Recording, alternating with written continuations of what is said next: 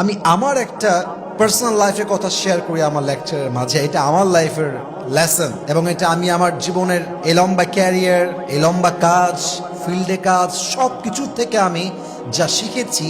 এখন যদি আমি 2025-এর কথা বলি, আজকে হয়তোবা 19শে আগস্ট, আজকে হচ্ছে বুধবার, হয়তোবা 20শে আগস্ট বুধবার। আমার এই পুরো এন্টায়ার লাইফ আমি যে শিখেছি, এর সবচেয়ে বড় শিক্ষা হচ্ছে এখন আমি আমার মায়ের থেকেও কোনো আশা রাখি না, আব্বার থেকে কোনো আশা রাখি না। আশা রাখি না মানে যে আমি ভালোবাসি না তা না, আমি এটা বুঝে গেছি যে যখনই আপনি আশা করবেন যে এটা করবে, ওইটা আমার জন্য করবে, এটা দিবে, ওইটা দিবে, আমার সঙ্গে এটা করতে পারে না, এটা করতেই পারে না, অসম্ভব, এই যে এক্সপেকটেশন, এই যে একটা আশা, এই আশা মানুষকে কুড়ে কুড়ে খায়। এই আশা মানুষকে ভেঙে চুরে চূর্ণ বিচূর্ণ করে দেয়।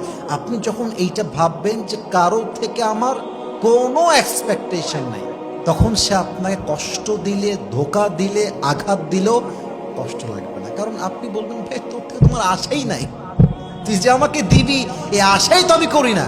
দেখেন, আপনি বিপদে পড়েছেন, আপনার একটা আপন ভাই আছে, আপনি আশা করলেন যে আমার আপন ভাই আমাকে বিপদে কমপক্ষে 3 লাখ টাকা দিবে, কথা কিন্তু বুঝবেন, কিন্তু সে আপনাকে দিল মাত্র 5,000 টাকা। দেখবেন যে আপনার মনটা অটোমেটিক ভেঙে যাবে। আমার ভাই মাত্র আমাকে 5,000 টাকা দিয়েছে, ভাবলাম 3 লাখ, দিল মাত্র 5,000। কিন্তু আপনি যদি ভাবতেন যে আমাকে জীবনেও দিবে না, আমার ভাইকে, আমার বাবা আমাকে দিবে না, সেই ক্ষেত্রে বাপ দিল 20,000, ভাই দিল 5,000 টাকা, দেখতে আপনার মনটা ভরে গেছে। কেন? কারণ আপনার আশাই ছিল না। অতএব এক্সপেকটেশন যত কম, কষ্ট তত কম। এক্সপেকটেশন যত বেশি, একটু আঘাত লাগলেই মানুষের মনটা ভেঙে চুরে চূর্ণ বিচূর্ণ হয়ে যায়। ঠিক কিনা বলেন? Be positive and take everything in your life positive. যা হবে, যা ঘটবে, it has happened because it's written. কত সুন্দর কথা, তাই না? It happened because it's written. যা ঘটেছে এই সব লিখেছে কে? জোরে বলেন, কে? তো আল্লাহ যা লিখেছেন তা হবে, আল্লাহ যা লেখেন নাই তা হবে না। So I don't need to be worried about it. I don't need to be depressed about it. হতাশ হওয়ার কিছু নাই। কারো মূল্য দেওয়া কিংবা না দেওয়ার উপর আমার হাসর কিয়ামত ডিপেন্ড করে না। আমাকে আমার জায়গা থেকে বেস্ট ট্রাই করতে হবে এবং আমাকে বিশ্বাস রাখতে হবে সম্মান এবং গুরুত্ব দেওয়ার মানুষ মালিক নয়, মালিক একজন, তিনি কে?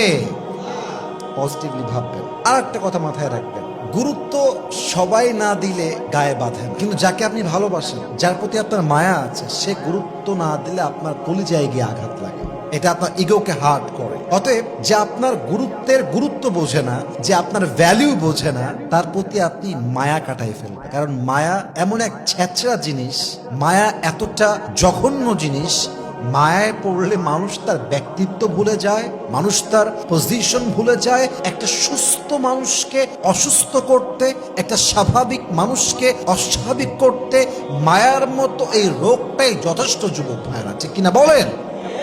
অতএব মায়া কাটায় ফেলেন। এক্সপেকটেশন যত বেশি, মনের জ্বালা তত বেশি। এক্সপেকটেশন যত কম, মনের জ্বালা তত কম। অতএব প্লিজ মেহরবানি করে এগুলো করতে যাবেন না, মায়া রাখতে যাবেন না, অতিরিক্ত আশা করতে যাবেন না। আল্লাহ বোঝার তৌফিক দান করুন। পড়েন সবাই আমিন।